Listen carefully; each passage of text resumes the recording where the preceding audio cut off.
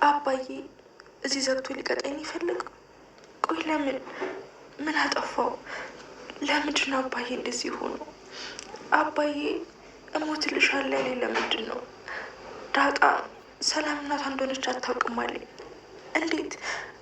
እንዴት ሳታውቅ ትኖራለች? ናታንም እንደዛ አለኝ። ታዲያ ዳጣ ሰላም እናቷ እንደሆነች ካላወቀች እዚህ ቤት ማንን ብላ ነው እየኖረች አለችው? የአባዬ ልጅ ናት እንዳለን እንዲህ እንዲያስመርምሪያታለሁ። የአባዬ ልጅ አለመሆኗንም አረጋግጫለሁ። ታዲያ ዳጣ ሰላም እናቷ መሆኗን ካላወቀች እንዴት መጣች? እናቷን ሳታውቅ እናቷ ያለችበት ቤት እንዴት ልትመጣ ትችላለች?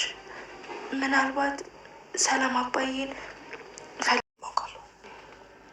አውደሬ ለአንተ ብዬ ከዛሬ ነገ ነገሮች ይስተካከላሉ ብዬ ነው እንጂ ቤቴ ውስጥ የሆነ ነገር እንደተፈጠረ ከተረዳው ቆይቻለሁ። እንግዲህ ወታደርም ሸሽቶ መሸሻ ሲያጣ አንዲት ጥይት እስክትቀረው ድረስ ተዋግቶ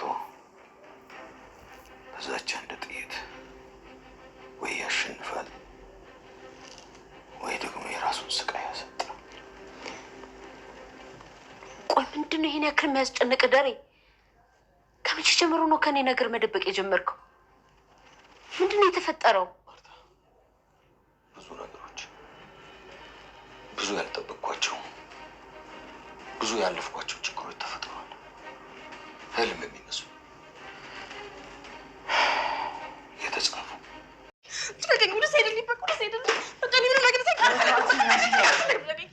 ስነ ስርዓትሽን ያዥ።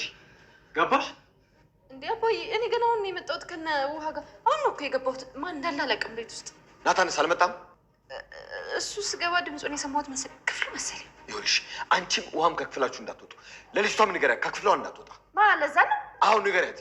እሺ ግን ምንድን ነው የተፈጠረው አባዬ? ግቢ ያልኩሽ ወደ ክፍልሽ። ድንገርሽ አይደለ? ምንም አታመጭም። እሺ ደግሞ ዳጣን አገባታለሁ።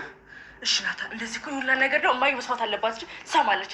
ከዛ ሁላችሁ ተስፋሽ ከቤት ትባረራላችሁ እንጂ ለማዬ ነገር ሳለታ ልቀቀኝ። እነግራታለሁ ለማዬ ልቀቀኝ። አርፈሽ ቁጭ በይ። የትም አትሄጂም። ቁጭ በይ ቁጭ በይ እያልኩሽ ነው አይደለ? ናታን ክፈትልኝ። ለናገር ናታን ክፈትልኝ፣ በሩ ክፈትልኝ። ምን ትላለች እቺ? ስትገባ እንደዚህ ነው ሚስትን ትሬት የምታደርጋት እኮ። እኔ ያንቺ ባል አዋሌ ነክ። ምን ረሳኸው እንዴ? ትሰሚኛለሽ? እዚህ ምድር ላይ እኔና አንቺ ብቻ ብንቀር ራሱ እኔ አንቺ መቼም አላገባሽም። እሺ ገባሽ?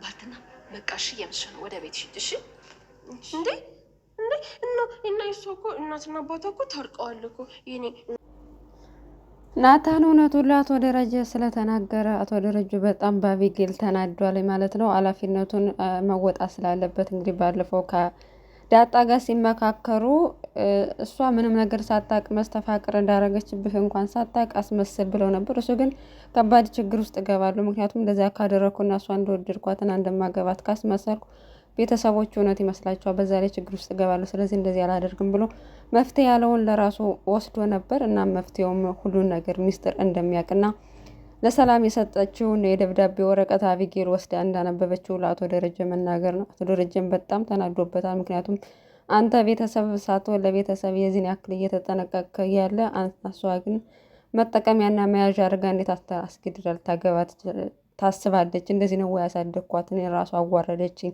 ሴት ልጁን እንዴት ወንድ ልጅ አስገድዳ ልታገባ ትችላለች? ብሎ በጣም ዝቶ ፎክሮ ወደ ቤት ሄደ ማለት ነው። እናም ሁላቸውም ወደ ክላሳችሁ ግቡ ብሎ ልጆቹን አስፈራራቸው።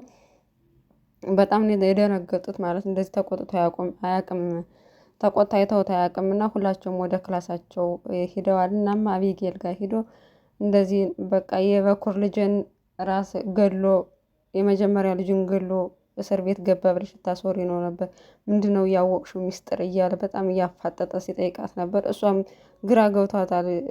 ማለት ምንድነው ያጠፋው የሚለው ነገር ግራ ገብቷታል። ከዚህ በፊት እንግዲህ እሷ ምንም ነገር እንደማያውቅ ነው የገመተችው። ሄዳም ናታንን ጠርታ እንደተለመደው ልታስጨንቀው ስትሞክር እሱ ግን እውነቱን እና የራሱን የሰራውን ስራ ስለሚያውቅ በቃ በዚህ ዓለም ላይ እኔና አንቺ እንኳን ብቀር እኔ አንቺን አላገባሽም፣ አንቺ ሲጀመረ ሴት አይደለሽም፣ ሴትነትሽን ያዋረድሽ ነሽ። ስለዚህ እኔና አንቺ መቼም ቢሆን ላገባሽ አልችልም፣ አልወድሽም፣ እኔ የምወደው ዳጣ ነው ብሎ በጣም አናደዳት እና በጣም ተናዳ እየጮኸችበት ነበረ። እጄ ለማየ ሁላ እናገራለሁ ብላ ስትፎክር አትሄጂም በጭራሽ ብሎ ምክንያቱም ሂድና ቀድመህ ማንም ሰው ከቤት እንዳይወጣ አቢጌልንም ክላስ እንደምንም ብለህ ክላስ አስገባትና ዘግተህ ተጠብቀኝ ስላለው እዛም ሄዶ እሱ እሷን ለማናገርና እንደ በፊቱ ለማድረግ ሞከረች። እሱ ግን በጭራሽ መቼም ቢሆን እኔ ኃላፊነቴን ተወጥቻለሁ። የራስሽ ቢበተን የራስሽ ቤተሰብ ነው እንጂ የእኔ ቤተሰብ አይደለም። አንቺ ካላሰብሽ የፈለግሽውን ነገር ማድረግ ትችያለሽ። እኔ ኃላፊነቴን ተወጥቻለሁ ብሎ ልትናገር ስትል እንግዲህ አቶ ደረጀ መጣ ማለት ነው። በጣም ተናዶ እየጮኸባት ነበረ። ምንድነው የምታውቂው ሚስጥር? ያወቅሽው ሚስጥር ምንድን ነው? ያነበብሽው ምንድን ነው? ለምንድን ነው ሰላም ለናታን የሰጠችውን ወረቀት ገልጠሽ ያየሽው? ቆይ አንቺ ልጅ መቼ ነው የምትማከሪው? እያለ በራሱም ስራ ያው በእርግጥ እሷ ምንም ጥፋት የለባትም። ያው እውነትን ለማወቅ ነው እየሞከረች ያለችው የራሱ ጥፋት ስላለበት ነው። እንግዲህ ያው አባወራ ብዙ ጊዜ እንዴት ነው የራሱን ጥፋት ሄዶ ልጆቹ ላይ በመጮህ ነው እንትን የሚለው ማለት እሱም ሙሉ በሙሉ ጥፋቱ የእሱ ቢሆንም ነገር ግን የራሱን ጥፋት ደብቆ አቢጌል ለምን እውነቱን ለማወቅ ሞከረች የሚለውን ነው ያናደደው፣ በጣም ያበሳጨው። እናም እንግዲህ እዚህ ክለስ አትገቢም፣ ምግብም አትበይም፣ ወይ ተምረሽ ትወጫለሽ፣ አለበለዛ ደግሞ እዛው ትሞቻለሽ ብሎ ክፍሉን ቆልፎባታል ማለት ነው። እናም እሷም አቢጌልም ግራ ገብቷታል። ራሷን እየጠየቀች ነው። አባዬ ለምንድነው እንደዚህ የተቆጣው? ሰላም የዳጣ እናት እንደሆነች እኔ ማወቄ ምንድን ነው እሱን እንደዚህ የሚያስከፋው? ቆይ የእሱ ልጅ ናት ዳጣ እንዳለ ከዚህ በፊት ዲኤንኤ ምርመራ አድርጌያለሁ። ስለዚህ ልጁ እንዳልሆነች አረጋግጫለሁ እና የጓደኛው ልጅ ናት። ቢሆንስ ደግሞ እንዴት ልትመጣ ቻለ? ሰላም እናቷ መሆኗን ሳታቅ እንዴት ማንም ፈልጋ ነው እዚህ ቤት የመጣቸው ራሷ የሚለው ጥያቄ ራሱ በጣም እያመሰለሰለች እና እያሰበች ነው የሚገኘው አቢጌል ማለት ነው። ለእናቷም እንዳትናገር እንግዲህ ተቆልፎባታል። እናትየዋም ቤት ውስጥ አልነበረችም። ቤት ውስጥ ስላልነበረች ነው የሁሉ ነገር ሲፈጠር እናቷ አልነበረችም። ከውጭ ስትገባም ቤቱ ጸጥ ብሏል። ምክንያቱም ሁላችሁም ወደ የክፍላችሁ ግቡ ተብሎ ስለተቆጣቸው ዳጣ ብቻ ነው የነበረችው እና ልጆቹ የትደው ነው ምናምን ስትላተኝ ወደ ክላሳቸው ግቡ ተብለው ክላሳቸው ናቸው የሆኑ ነገር ልጆችማ የሆነ ነገር ሆነዋል ብላ ስጠይቅ ምንም አልሆኑ ምንም የተፈጠረ ነገር የለም ስትላት ዳጣ እሷ ግን አላመነችም እና ሁላቸውንም ስትፈልግ አላገኘቻቸውም። በየክላሱ ተቆልፎባቸው ስለነበረ ማለት ነው። እንደውም ውሃ ምግብ ካልሰጠሽኝ ብላ ሰራተኛው እና እሷ አንድ ክፍል ተቆልፎባቸው ምግብ ካልሰጠሽኝ ብላ እያስቸገረቻት ነበር። ቆይ ሁሉ ቤተሰብ ተጨንቆ እንዴት ምግቡ ይበላልሻል? አርፈሽ ተቀመጭ ብትላትም በጭራሽ መውጣት እፈልጋለሁ እያለች ጭንቅ ስለማትችል እያስቸገረቻት ነበር። እና ማርታም ወደ አቶ ደረጀ ለምንድነው የተፈጠረው? ምንድነው የሆንከው? እኔ እኮ የሆንከ ያለውን ነገር ሳይገባኝ ቀርቶ አይደለም፣ አንተ ለማስጨነቅ ነው ራሴ የተቆጣጠርኩት ነው እንጂ የሆነ ያለው ነገር ሁሉ እየገባኝ ነው፣ ግን ላለማስገደድ ነው፣ አንተን የበለጠ ለማስጨነቅ ነው። እና ምንድነው እየተፈጠረ ያለው እያለች በተደጋጋሚ ብጠይቀውም እሱ አንድ ቀን እነግርሻለሁ፣ የምነግርሽ ጊዜ ቅርብ ነው ብሎ እንግዲህ እውነቱን ሊዘረግፈው ነው ማለት ነው። ዳጣም በእኔ ምክንያት ነው ይሄ ቤት የተበጠበጠ ያለው፣ ምንድነው የተፈጠረ ያለው? ቆይ አቢጌል ያወቀችው ነገር ምንድን ነው ብላ ስትጠይቀው ናታን ሊነግራት አልቻለም ማለት ነው። ያው እሷም ሰላም እናቷ እንደሆነ ስለማታውቅ ከነገራ ችግር ስለሚፈጠር በአንቺ ምክንያት አይደለም፣ በቃ አሁን ማንንም ችግራችንን ረስተን ለራሳችን የተወሰነ ደቂቃ እንኳን ቢሆን ለራሳችን ጊዜ እንስጥ፣ በቃ ሁሉንም ነገር እርሾ እያለ እያባበላት ነበር። ያው ዳጣ ግን በእሷ ምክንያት ሁሉ ቤት እንደሚበጠበጥ ስለገባተኝ የተጨነቀች ነው። እናም አቢጌልም እህቷ ስለሆነች እንድትጎዳባት አትፈልግም። ናታን ግን በቃ እኔ በአንተ ምክንያት ነው ቤቱ ሁሉ የተበጠበጠው፣ ስለዚህ ለመናገር አልነበረብን ብትለውም እኔ ኃላፊነቴን ተወጥቻለሁ፣ ማድረግ ያለብኝን ነገር ተወጥቻለሁ። ከዚህ በኋላ የራሳቸው ጉዳይ ነው።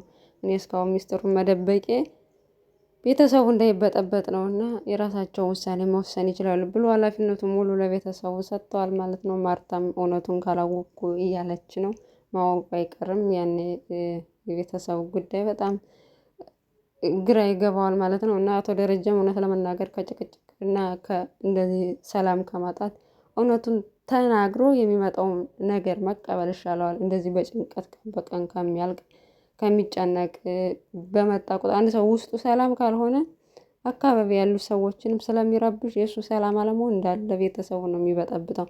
ስለዚህ እውነቱን ተናግረው የመጣውን መቻል ይሻለዋል።